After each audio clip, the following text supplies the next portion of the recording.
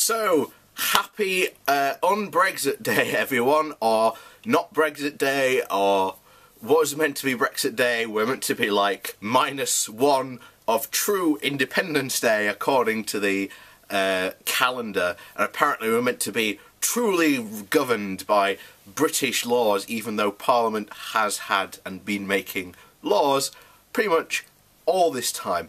And we're going to cover a story this week about the loan law that recently went through with changes that won't surprise anyone. Being, shall we say, pushed through by the Tories is, shall we say, highly interesting. However, let's get back to Brexit. So, the big thing last week, indicative votes. Now, this is going to be going out on Monday, so there will be another round of indicative votes.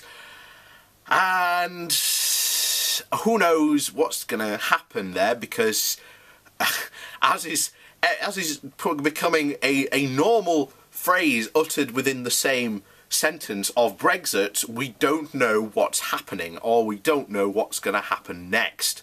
Or, should we say in the most extreme cases, what the hell happens next?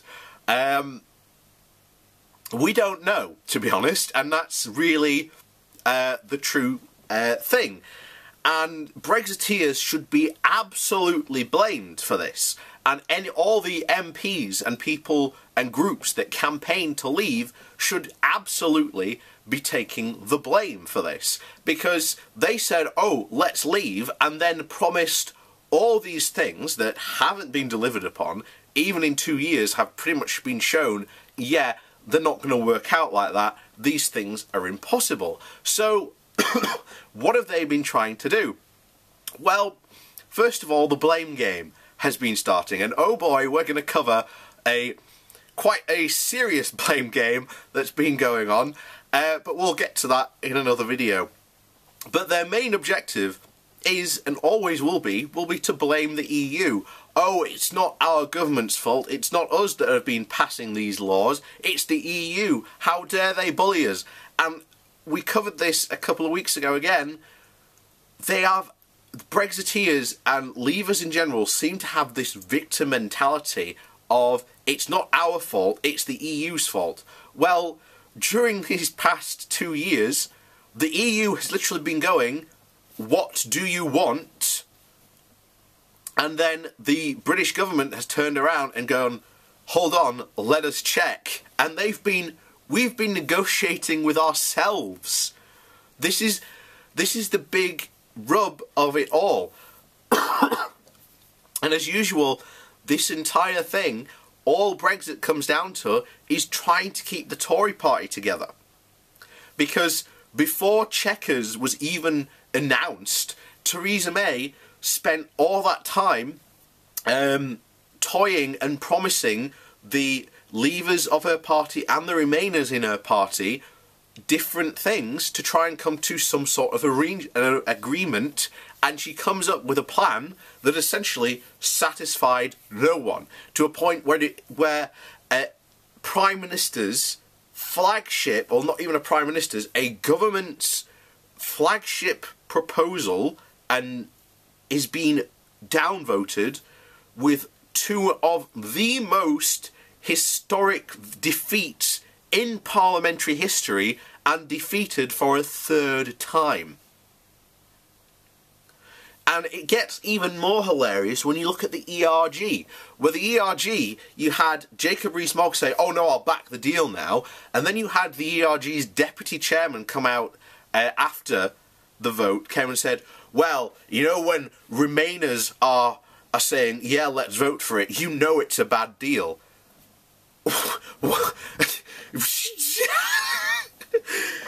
Oh, you can't get around this absolute inability of the Brexiteers to be able to actually reach out and try and build a consensus. Because here's the thing.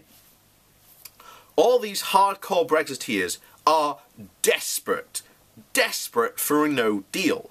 That is their true end goal, their end state. But, as was shown in Parliament, in those votes, no one wants a no deal. It only got 64 votes to 400 that said no. So, if anything, the Brexiteers are the main ones stopping Brexit from happening, because what they want, no one else, no other MP will vote for, because they know the consequences of what will happen when a no deal happens. It will be absolute economic chaos for this country. It will mean huge impacts, massive, which when they go back to their electorate and their electorate goes, why the hell did you vote for this deal? You said it would be amazing. They'll turn around and just went, and that's the problem we are sort of facing. After the referendum, realising that this whole thing was basically not going to work, and that the fact that the country has literally been split in two, the Brexiteers should have reached out and said, this is what we're going to do, but they didn't. They've basically said from day one, it's our way or the highway, and Brexiteers now saying, well, we won the vote, you should be the ones coming to us. No, no, you won.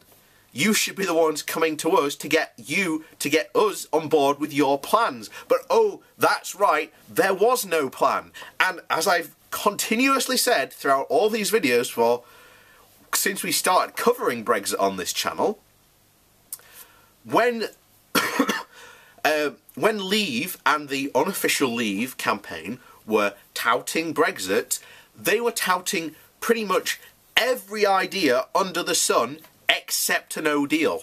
Patrick Minford was the only one who was touting a no deal and was ostracised from it. He was shunned.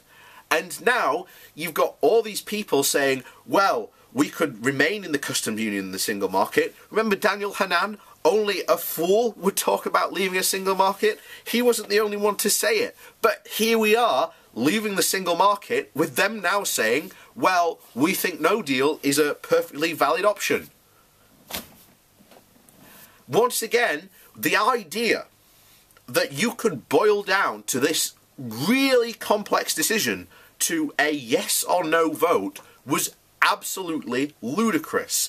It's a vote that never should have happened, because this whole vote and idea was to try and keep the Tory party together.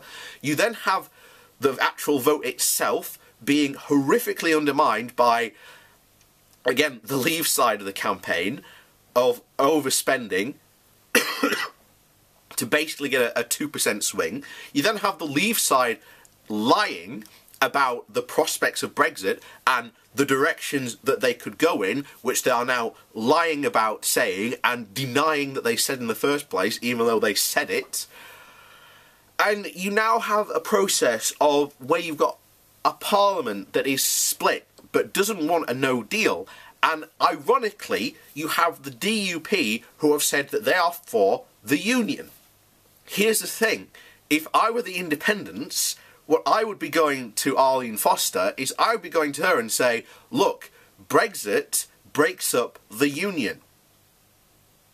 What we want is to stay in the EU. That preserves the union. That preserves your party's core political philosophy. All of a sudden, Theresa May loses the DUP as her crutch. You then have 10 more votes, the 10 more votes necessary, if the indicative votes were right, to get a people's vote through. Or to force another general election, because that is the only way we get out of this mess. You need a party that has a majority control that can pass the legislation, or you have to have people's vote. And this is the thing, this is why Brexiteers are so desperate. They do not want this vote to happen because they know that there is a now high possibility they will lose, given the massive chaos and all the facts that have come out in the past 2 years about how Brexit is going to be. And any second referendum, these Brexiteers will be called to account for all the promises that they made. They do not want to be held account to these promises. They would rather blame the EU for their own failings. And that is why we are in this mess.